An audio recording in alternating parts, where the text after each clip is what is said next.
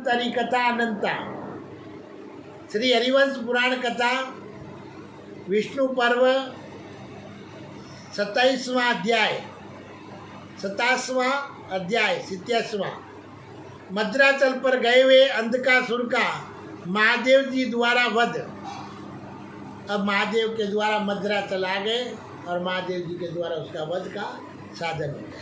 तो वेदव्यास जी कहते हैं, भारत नारद जी की बात को ठीक से सुनकर मान असुर अंधक ने मद्राचल पर जाने का विचार किया और वे महा तेजस्वी महाबली दैत्य बहुत से असुरों को एकत्र करके कुपित हो उस समय महादेव जी के निवास स्थान मंदर पर्वत पर गया। वह पर्वत बड़े बड़े मेघों से आच्छादित और महोत्सवों से संपन्न नाना प्रकार के सिद्धों से भरा हुआ और महर्षियों के समुदाय से सेवित था। वहाँ सब और चंदन और अगेरू के वृक्ष शोभा पाते थे। सरल चीड़ के वृक्ष सर्वत्र फैले हुए थे और किन्नरों के उस स्वर से गाए जाने वाले मधुर गीतों से उसकी रमणीयता बढ़ा गई थी।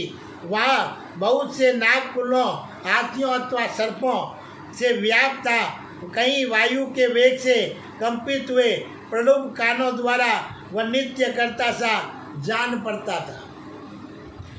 कहीं भी पिघलकर बड़े हुए विचित्र धातुओं के कारण वह चंदन आदि से चर्चित हुआ सा प्रतीत होता था। कई पक्षियों के अत्यंत मधुर शब्दों से वह पर्वत गर्जता या कोलाहल करता सा जान पड़ता था। पवित्र स्थानों पर बैठने वाले हंस वहाँ इधर उधर उड़ते उड़ते थे और जिनसे सारा पर्वत व्याप्त प्रतीत होता था।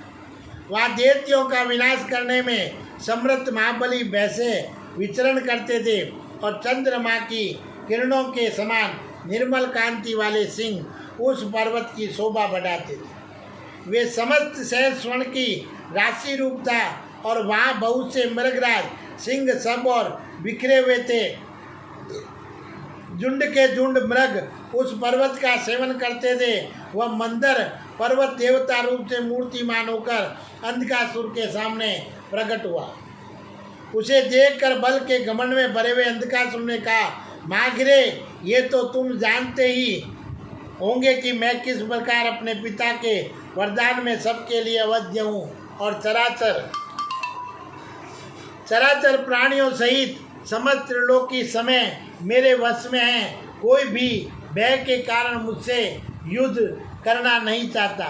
मुझे पता लगा है कि तुम्हारे शिखर पर संपूर्ण कामना को देने वाले पुष्पों से विभूषित एक पारिजात वन है जो यहाँ का उत्तम रत्न है और वे कहाँ हैं उसे बताओ। मैं तुम्हारे शिखर पर उत्पन्न हुए उन वन का भोग करूँगा।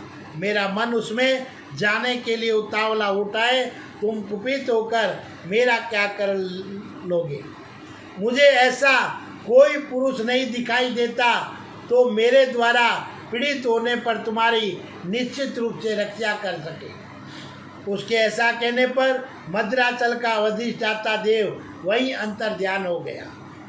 तब वरदान से घमंड से भरा हुआ अंधक अत्यंत रुष्ट हो बड़े जोर से सिंहनाद करने लगा और इस प्रकार बोला, अरे पर्वत, मेरे याचना करने पर भी जो तू मुझे अधिक समान नहीं दे रहा है, इससे कुपित होकर मैं तुझे अभी चूर्ण किए देता हूँ।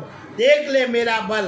तो ऐसा कहकर वरदान से दर्प में भरे हुए उस महापराक्रमी दैत्य ने उन सब असुरों के साथ मद्राचल के एक शिखर को, जो अनेक योजना वृत्ति था, उखाड़ लिया और उसे उसी पर्वत के दूसरे शिखरों पर पटक कर पीस डाला।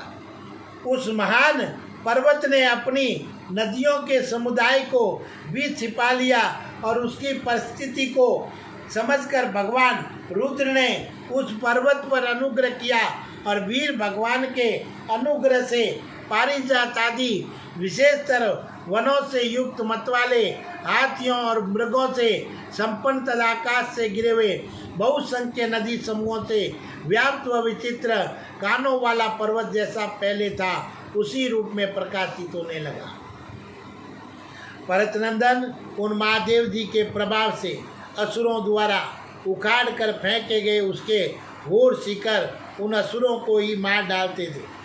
जनेश्वर जो मान असुर मद्राचल के सीकरों को फेंक कर भागते थे, वे उन्हीं शिखरों द्वारा मारे जाते थे। जो असुर वहाँ पर्वत शिखरों पर स्वस्थ भाव से खड़े थे, वे महागिरी मंदर के उन शिखरों द्वारा नहीं मारे जाते।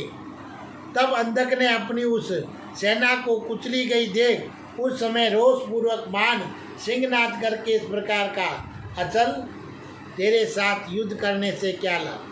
तूने रणभूमि में दैत्यों को छल से मारा है। अब मैं उस पुरुष को ललकारता हुआ जिसका ये वन है, वह युद्ध के लिए मेरे सामने उपस्थित हो। अंधकासुर के ऐसा कहने पर उसे मार डालने की इच्छा से भगवान महेश्वर देव त्रिशूल उठाए अपने विषभ के द्वारा वह आ पहुँचे। भूत गणों के स्वामी बुद्धिमान भगवान त्रिलोचन प्रमथ गणों तथा भूत समूहों से घिरे हुए थे, तो भगवान शंकर के रुष्ट होने पर सारी त्रिलोकी कांप उठी और नदियाँ अपने प्रवाह के विपरीत उद्गम स्थान की ओर बहने लगी। उनका जल खोल उठा और जनेश्वर महादेव जी के तेज से संपूर्ण दिशाओं में अग्नि दाह फैल गए और समस्त ग्रह विपरीत होकर परस्पर जूझने लगे। कुरुकुल धुरंधर वीर उस समय सारे पर्वत हिलने लगे और उनके ऊपर मेघ धूम युक्त अंगारों की वर्षा करने लगे।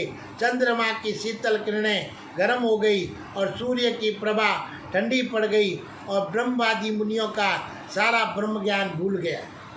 और निष्पाप नरेश्वर घोड़ियों के पेट से गाय के बछड़े पैदा होने लगे और गोवे घोड़ों को जन्म देने लगी और पृथ्वी पर बिना काटे ही बहुत से वृक्ष भस्म होकर गिर पड़े। सांड गोवों को सताने लगे, गोएं भी सांडों पर चढ़ जाती थी। राक्षस, यादूदान और पिशाच ये सब के सब प्राणियों को कष्ट देने लगे। संसार की इस प्रकार विपरीत अवस्था देख भगवान शंकर ने प्रज्वलित अग्नि के समान तेजस्वी अपना त्रिशूल छोड़ा। भगवान शंकर का छोड़ा हुआ वह दूसरा अस्त्र अंधकासुर की छाती पर गिरा और उसने साधुओं के लिए कंटक रूप भयंकर अंधकासुर को जलाकर भस्म कर दिया। तदंतर समस्त देवगण और तपोधन मुनि जगत के शत्रु अंधकासुर के मारे जाने पर भगवान शंकर की स्तुति करने लगे। नरेंद्र, देवताओं की दुदुभियां बज उठी, आकाश से फूलों की वर्षा होने लगी और तीनों लोकों के प्राणियों ने निश्चित होकर संतोष की सांस ली। और उस समय देवता गंधर्व गाने और अप्सराएं नाचने लगी।